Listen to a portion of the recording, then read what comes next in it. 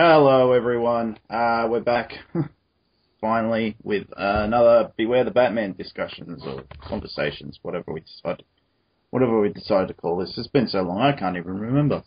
So, anyway, this one's Control. All about Control. And it's been a while since I've done this, so I'll let bluedragonfive go ahead on this. Considering it's going to be uploaded to your channel anyway, mate, so... Yep. Control is basically an episode in which, after all the introductions have been out, where Gordon's working with Batman, Katana now is in the loop. League of Assassins has sent an assassin named Cypher, who's a part machine, after Jason Burr to get the Ion Cortex. It's up to Batman and Katana to stop him. Pretty cut and dry. Yeah, and he seems pretty good. It's just I don't have any real problems with this. It's just it comes down to the fact that it's a kid show, and Batman ends up fighting the control of Cypher to get out of it from memory, and it's just I never really liked that where the mind sort of it gets taken over and then says, you just have to fight it to get out of it. I never liked those situations. It's just, it seems like an easy out to me, or any time that's done, it's like, Well, respectfully, Magpie, I'll agree with you. It does kind of get repetitive. However, with Batman, I would say it's all right considering it's Batman, fighting off mind control. Yeah. The thing I had with this episode is I really like this episode. I really do. I think this is the start, really just since Allies, really, but really just starting from this point and forward. We're starting to get the real first episodes of the show now that the introductions are out of the way. It's like a new beginning, and it's just like kind of almost as if I had a checklist, just saying, I like this, okay, this is good. And then the whole mind control thing, I remember like the setup of the episode of, we start the episode as really, Bruce Wayne training Katana, they're on the moving platforms, combat training and such. Alfred is very little in this episode, he doesn't have, he only, the opening, he just serves Bruce Wayne the blended beverage, and that's really it. Yeah, it seems to be absent the next couple of episodes. But I think they're focusing more on the Katana-Batman relationship going ahead. So, by the way, you notice that this episode is the only one so far, but they have like a new opening title sequence? Yeah. It's slightly extended. Yeah. Slightly extended. It says beware about 5 times. Beware. Beware the Batman. Yeah, that was pretty sweet.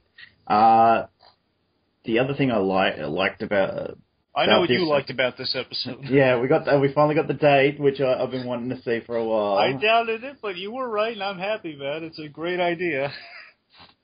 But yeah, spoilers contained. So, I want to just talk about the end where Burr gets the green eyes. Yes. So I was kind of like, oh no, he's going to be a bad guy. Like, no, I don't want that. Well, let me say this one more thing about the mind control aspect. Yeah. As I said about Batman and mind control earlier, I always say just me being a Batman fan, whenever I'm reading comics, when there's ever like a mind control plot or something, I always just get in my head say, well, Batman has enough willpower that would make the Green Lantern Corps green with envy, pardon the pun. One of the many things you admire about Batman, how much will this guy has, how driven this guy is. And I always buy the Batman, sure, it can be mind controlled temporarily, but he's going to break out because he's got that much willpower. And I'm glad they didn't resort to, as I said, like they framed it this way, that he's training with Katana, and basically at the end it ends up in a fight between Batman and Katana. And I was expecting, oh no, you're going to go with the obvious here. Katana trained with Batman earlier, so now she can beat him. I wasn't going to be happy with that, but thankfully I'm kind of glad they went the mind control route in this case, because she's reminding him, yes, you are, you're the one training me all these rules, limitations, and, well, not exactly limitations, but all these rules and guidelines. You have a drive, and she's reminding him of that, and yeah, as long as Batman breaks out of the mind control, I'm fine. That's just a little nitpick for me. I'm glad they went this way. Really, yeah. I only have one actual question, logic-wise, about this episode. Yeah, sure.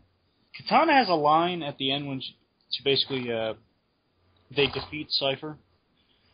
She says, yeah, I was under the control. I know. I know anything your puppets feel, you feel.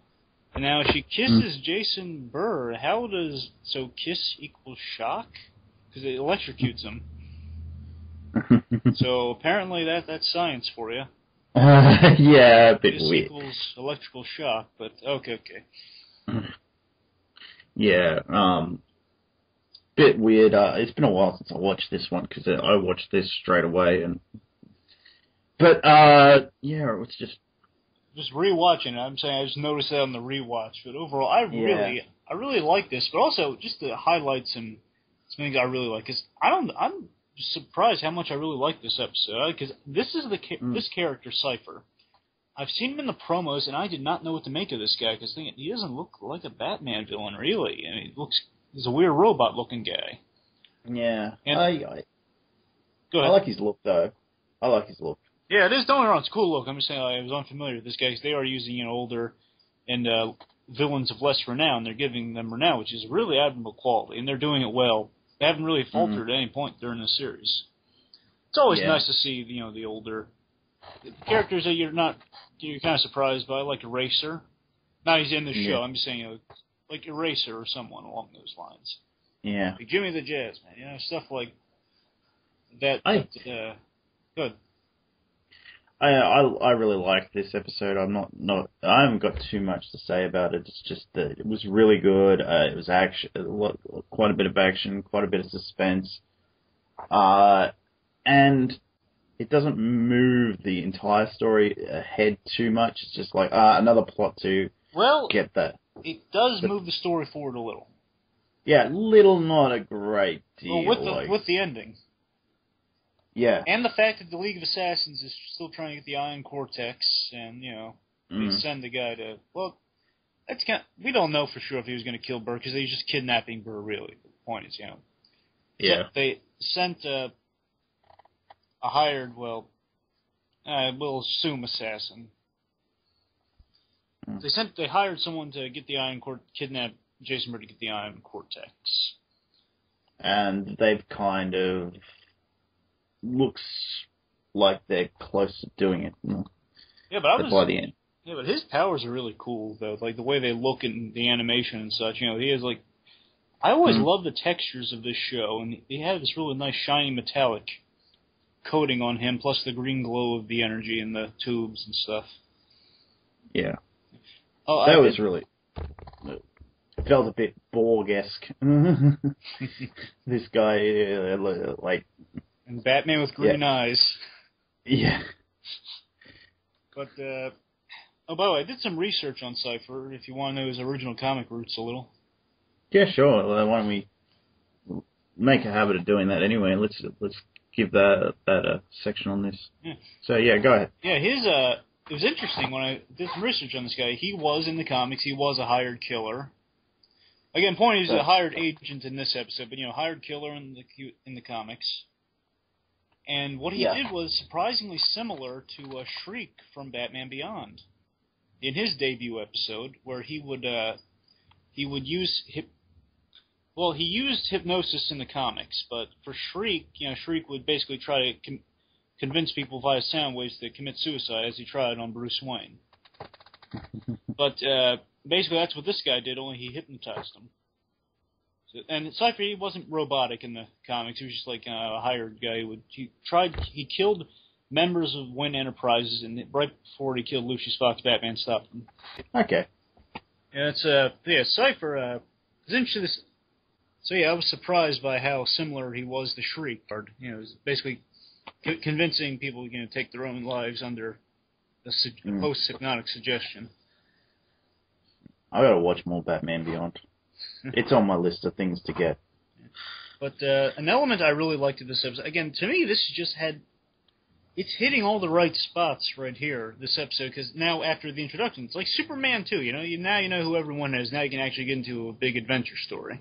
Yeah. You know, this episode's had a good opening, you know, the whole, gets the blueprints from Wayne Enterprises. Yeah.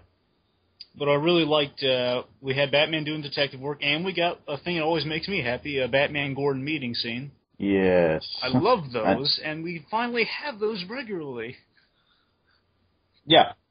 I love that. Yeah, we got, again, just in addition to that, it's him doing detective work also, instead of just a rooftop meeting scene. It's like the walk and talk sort of thing. So he notices the graphite on the guy's, smudge on the guy's fingers and inside of his head,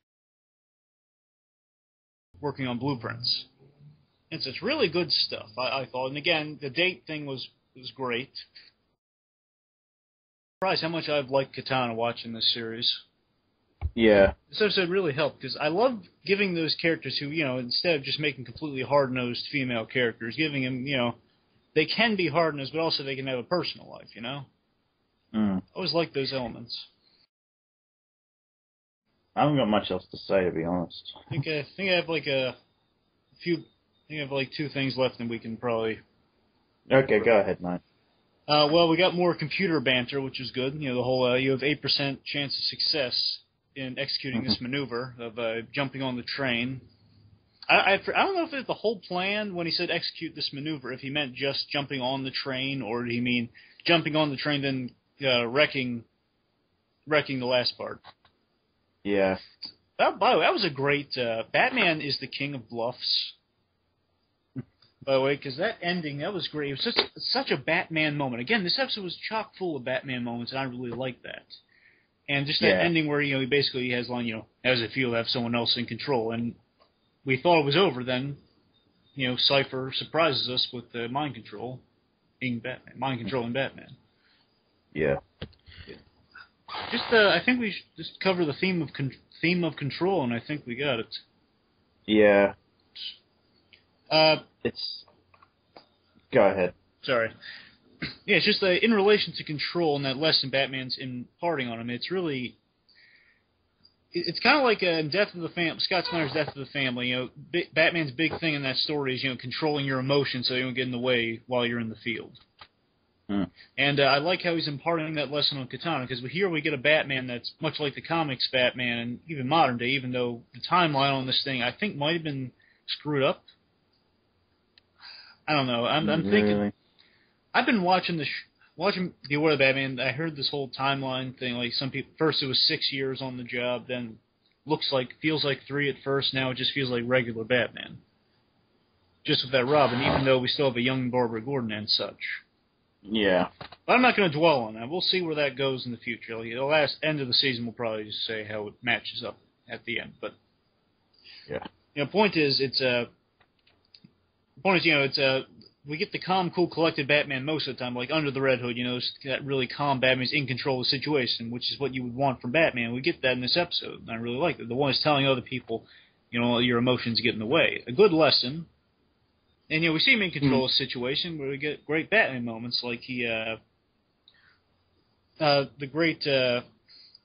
speaking of great bluffs, also Cypher's bluff, the whole, the tubes are connected to the people, and if you cut the tubes, you hurt the person. I still got a feeling on that might actually be true, but I'll get into that later in another episode. Fair enough. I mean, you know, Batman severed his and he's fine. Yeah. That's the thing. Batman severed his and he's fine, but also it's just the idea of that bluff earlier on, where you know, Batman had no choice. He basically radiator or hand rail or radiator, like wall rail or handrail. Surprised me, and I love that. And of course, Batman's a step ahead of him, as Batman should be, and he puts a tracer on Katana so he can follow her. Yeah. And last thing I got to say is that you'll notice a nice touch on Cypher, by the way, is that he doesn't have a voice except when he screams in agony. He talks through the other person. Yeah, pretty sweet. I like that. Yeah, I really did. It's a nice touch. Always nice to see the League have such colorful assassins, you know? Yeah.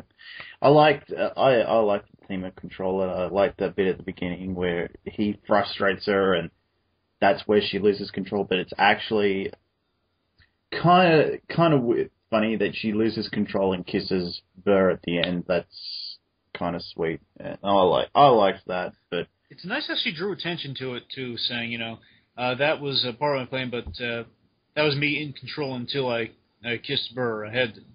That was me, my heart getting in the way. yeah, I like that. That was pretty good. That's her saying she's doing things in a different way. It doesn't necessarily mean, she has to be exactly like Batman, or it's a bad thing. Yeah. That's nice, and I think that follows through with the other episodes we'll get to in the future. Yeah. Anyway, I think I'm pretty much done with Control. I'm out of control. So, anyway, until next time, remember, people. Beware the Batman. Beware the Batman.